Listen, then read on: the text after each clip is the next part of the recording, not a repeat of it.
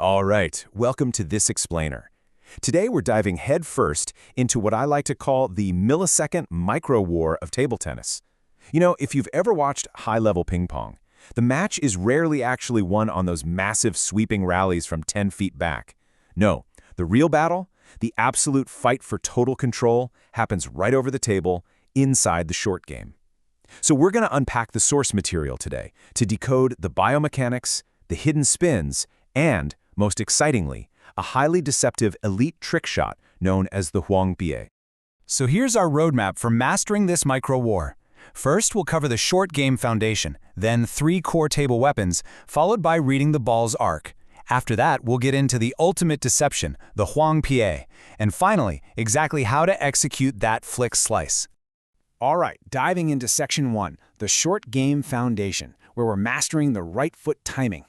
It is all about the precise moment your right foot hits the ground. Discovering this in the source material was honestly absolutely fascinating. For a defensive control shot, like a drop shot, your right foot lands slightly before or perfectly in sync with your hit. It acts as a literal brake pad. Your foot hits the floor, absorbs all that forward momentum, and stabilizes your body so your hand can completely relax and just absorb the ball's energy. But if you're going for an aggressive flick, totally different story. Your foot landing must perfectly sync with the exact millisecond you hit the ball. Why? Because you're using the ground's reaction force.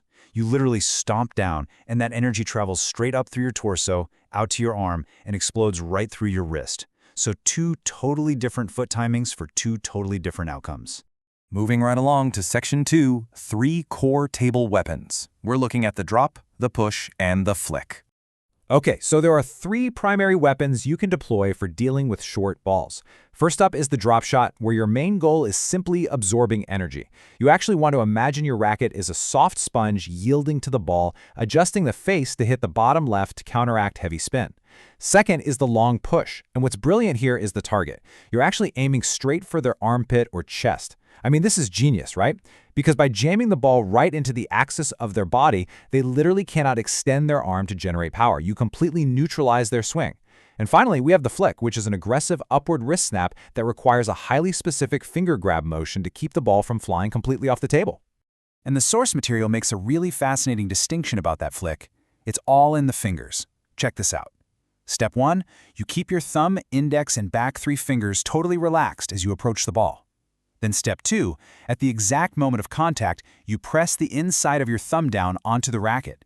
Step 3, you suddenly and violently squeeze those back 3 fingers tight. To execute that flick perfectly, without the ball flying long, you absolutely must use this exact millisecond finger grab sequence to generate the necessary snap. That tiny microtension is what curves the ball safely over the net. Which brings us to Section 3, reading the ball's arc. We're decoding the matrix of spin here. Now, if you are ever unsure of the spin someone just put on a serve, you have to look at the flight path. It tells you everything. If the ball has a sinking arc, meaning it crosses the net and immediately dips sharply, you are dealing with heavy backspin. It's a heavy ball and it wants to hit the net. Conversely, if the incoming ball floats slightly high or it drifts and has a visible lateral curve in the air, well, that's your immediate cue that top spin or no spin is incoming. And listen, this visual read is absolutely non-negotiable. What you observe here entirely dictates what you're allowed to do next. All right, Section 4. This is the fun part. The ultimate deception, Huang Pie, the trick shot that tears angles. Look east, strike west. This ancient martial arts concept perfectly captures the psychological warfare at play here. You see, table tennis at the highest level isn't just physical, it's entirely a game of mental manipulation. You're basically planting a false idea in your opponent's head, getting them to commit their body weight to that idea, and then ruthlessly punishing them for it. So the trick shot we found in the research is called the Huang Pie, or flick slice. It's a highly deceptive forehand technique. Picture this. You step in, your paddle angle, your shoulder dip, your eye line, literally everything screams to the opponent, I am doing a standard, safe drop shot. They read your body language and they naturally start leaning in. So the crucial point is that your body sells the standard safe shot to completely trick them before you totally flip the script with extremely late timing, suddenly flicking the ball outward. So, you faked the short drop to their backhand, right? and they lean that way. But your flick slice creates what the sources actually call tailwind side spin. The outward swiping motion of your paddle makes the ball curve drastically outward to the right after it hits their side of the table. By applying this tailwind side spin to tear open the wide forehand angle, you trap the opponent leaning the wrong way. Think about it. They're moving left, the ball hits the table, catches that side spin, and actively runs away from them to the right. It is just a devastating trap. Let's get into the mechanics. Section 5, Executing the Flick Slice. Green lights and red lights. The execution here requires absolute nerves of steel. At the very last thousandth of a second, your wrist suddenly rotates from the inside out, applying friction to the back left side of the ball. You absolutely cannot give the trick away early. The entire deception lives in this snappy micro-adjustment, holding the fake until the absolute last millisecond before whipping the wrist from the inside out. For a right-handed player, you are literally swiping across the back left side of the ball. Actually, scratch that. You aren't hitting it squarely in the back. You are specifically brushing the side to generate that nasty tailwind side spin we just talked about. But here is the catch, and this really ties everything we've learned together. You can't just use this trick shot on every ball. You have to treat the ball's arc like a traffic light. A floating arc or a lateral curve, which, as we established earlier, means topspin or no spin, is your green light to strike. The conditions are absolutely perfect to execute the Huang Pie.